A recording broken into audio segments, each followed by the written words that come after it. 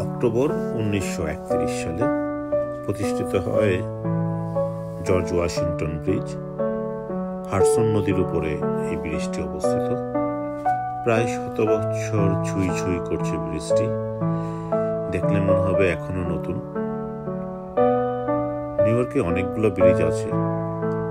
এই ব্রিজটি একটি লঙ্গার ব্রিজ। নিউ ইয়র্ক থেকে নিউ জার্সি যাওয়ার পথে এই ব্রিজটি আপনাকে অতিবাহিত করতে হবে। ওয়াশিংটন ব্রিজ নিউ ইয়র্কের অনেকগুলো ব্রিজের মধ্যে একটি সুন্দর শৈল্পিক ব্রিজ। স্বাগত জানাচ্ছি। আসুন আমরা এই ব্রিজটি